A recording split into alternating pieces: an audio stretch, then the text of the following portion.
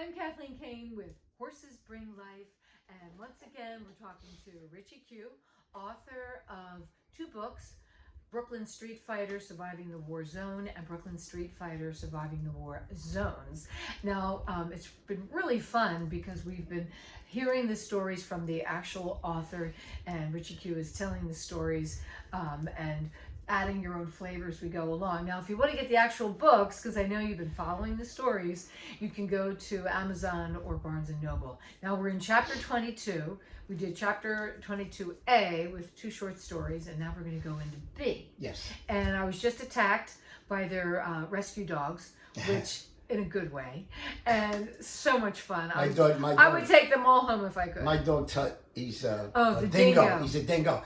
Loves her to death. We just had this special relationship. Yeah. I don't know what it is. Our eyes met, and it was like, dingo. Yeah, really.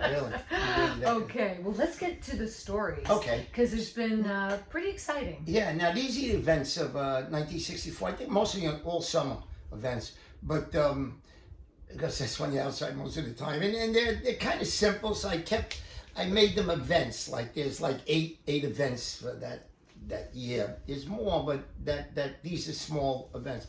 So this one happens to be Frankie B and the Karate Kid, who was an El Tone. He was one of the Puerto Rican guys, El Tone, you know.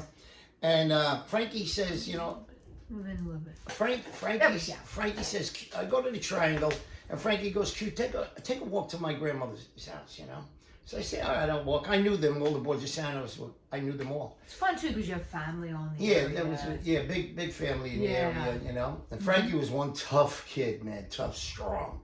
So as we're walking, we see two Puerto Rican guys walk up to us. One pulls a gun on us, you know, like a 22 or 30. I'm not sure. And back then too, if we can reiterate, it was very segregated. Yeah, very. Everybody kind of lived in their own areas. Yeah, and it kind of worked. But with the teenagers, more of a turf thing, you know, macho turf thing, testing yourself constantly. Yeah. So he walks and he goes up to us with a gun and he says, "Nulas MF," you know. So as he gets closer, he gets too close. And I'm like, bang!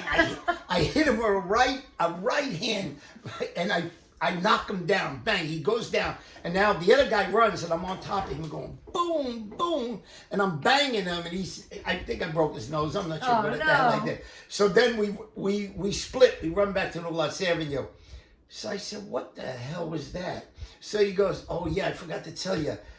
He said, me and Mousy the night before pulled the gun on the Karate Kid. I said, "Oh, you forgot to tell me that little detail. You could have got me shot, you moron. What is wrong with you?" So that was one little event, you know. Right. The next one, Freddie Magliola, my friend Louie, they were great pool players. I sucked. So they did these. Why do you think you sucked? I hated it. I got no patience for pool, no patience for bowling, no patience. I just got to be. No patience for golf either. No. Okay. I don't have patience for those things. It's got to be action. It's got to be moving and grooving. Yeah, you know? That's true. Baseball, I have none. Football, I did, and you'll hear that story too, which is God. I'm so sorry that happened. but so Freddie has a kind of a tournament, not a tournament, but a thing. You know, they play pool for money. So Big Davey goes, let's go to Flatbush. You know, Freddie's playing a game. You know, I said, oh, you know how to get there? He said, yeah, it's on Flatbush Avenue. So we got to take the bus. So I think the New Lots bus, then to Church Avenue or whatever we had to do. Or take a transfer and then go. So when we get off the bus, close to Kings Highway, two Puerto Rican guys are walking up, you know, me and Davey. And Davey's a big guy now. Davey's like 230, 6'3", you know. Oh, wow. And these two guys are walking up, and they're bopping, and he goes, one guy goes, "Hellburners, MF." Oh, no. So Davey goes, "Oh, Hellburners." Davey smokes. He's got a cigarette. He puts out his left hand, and the guy grabs his hand, mistake. And Davey's like, bang! Flips the cigarette in the guy's face, and then he's like, boom, boom. Davey can punch, because we used to box. We used to work out all the time. The other guy runs. I chase him. Now, Kings Highway, whoever came from Brooklyn knows I Kings remember Highway. Kings Highway, There's sure. there's a lot of traffic. It's Yeah. like 6 lanes, a lot of traffic. I'm in a nice pair of slacks. I always got dressed, you know, a nice Italian knit shirt, you know, and I'm running, chasing this guy, and I'm almost catching up to him. And we're dodging cars and bobbing and weaving.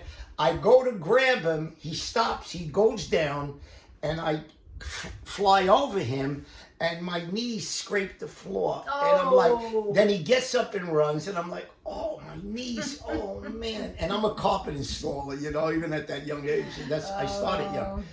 So now I go back to Davey, knocked out the guy, and I'm like, oh, I'm going home. My beautiful slacks, you know, and I used to pay a lot of money for my clothes. I'm a clothes horse. So like I got these 2 huge scabs, and the next day I had to put down carpet on my knees, and I'm like, oh, I suffered for over a week. Now, did you go home and eat that night? Yeah, I always go home and eat. Yeah. Oh yeah, no, my mother always made macaroni. Every night I could eat macaroni. She made steaks, club steaks most of the time. Now, one of the things I think is so neat is that, you know, you're what, 17 right now?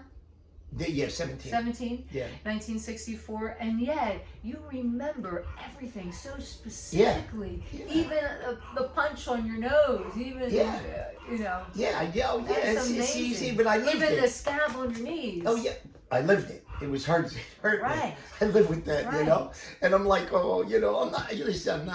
So when you went home and your mother's like, you want to eat? What do you want? Did she just look at you again like? Yeah. Well, I took a shower. I got dressed. You know, and you know, comfortable stuff. My mother made macaroni and I ate. You know, and that was it. I went to bed. Had to go to work the next day. You know. So that's that story, which is pretty cool. The next day, actually, now my knees are still hurting. I go to the corner. What do you guys want to do? You know, they said Arnie's there, Sal Tarassi's there, and we call him Sailor. And I'm like, I don't know. I'm gonna go to Crescent Street. You know, because Crescent, we were friends with Crescents by now. You know, even though we had wars, now we're friends. But they had cute girls there, man. And I'm like, I'm going to Crescent Street. Maybe I can meet me a honey there. You know, always girls and food. That kind of kept you going. Yeah, girls, food, and kicking ass for some reason. I don't know. But so so we go and naturally, what do? I walk through the project. But we go through the project without incident. They're like, where you going? I said, no, they'll follow me. But there was no incident this time. Most of the time there was. Right. Cypress Project. Walk through Cypress Project, go to Crescent Street, and Billy Egan was there. I think Tommy Simple Angel, the guys from Hemlock and Sutter were there. They were there. Some of the Crescents were there, and there was these other guys. This guy Richie something trainer. I forget, and a couple other guys. You know, so you know they're saying, oh, these are guys from New Los Angeles. So this guy goes, they don't look so bad. I heard they were tough guys. You know, and I go, we don't. The guy throws a punch at me, and I back up. And I hit the curb and I go down. Whoa. And he gets on top of me. And then the Crescents, they break it up. They go, whoa, whoa. I said, all right, listen to me. They said, why don't you go down a lot and fight, you know? So this guy thinks he got a short thing. I tripped. He didn't know I tripped, you know? Right. So he said, he thinks he got a short thing. So he goes to me, I want you. I said, good. That's very good. That's good. You know? So one guy picks Arnie, the other guy picks Sailor. You know, we go down to the lot. Guy puts up his hands. He didn't know how to hold his hands. I'm like, no. Bang, bang. I hit him 2 shots as he's going back. I knocked him cold, you know. So now Arnie is beating the shit out of his guy. Arnie's tough. Arnie can box too. Sal, like this, he's having a little bit of problem. I grab the guy from Sal. Bang, I hit him, I throw him down, I go, Sal, kill him, you know? So we beat the shit out of these guys. Billy Egan is go, holy shit, 2 shots, you knocked him cold, that guy. Done. He said, that guy has some reputation. I said, well, it's laying on the floor now, his reputation, you know? So, all right. So that's those 2. Yeah, well, actually, that's kind of like 2.5 almost. So we're going to take a quick break. Yeah. Now, if you want to get this particular book right here is the one that we're talking about right now. This would be chapter 22, Events of 1964. It's Richie, and actually it's Richard G. Quarantello, but we call him affectionately Q or Q. Richie Richie Q. Q. I'm Kathleen Kane with Horses Bring Life. Make sure you share, subscribe, and give us a thumbs up. Yeah. Because we're having fun. We're looking to work this thing. We're animal rescuers. That's what we love, but we love this too. There's, I think, a total of 129 stories. Yeah, I rescued animals. I lived in Costa Rica. I had hundreds of animals. Right. But let me give it. Well, I'm Kathleen Kane with Horses Bring Life, and we got Richie Q. Yes. I'm going to leave you with a motto like I do in every story. It's, you could go out and stomp for joy, but no one stomps on a new lost boy. God bless you. Thank you, Richie Q. Thanks.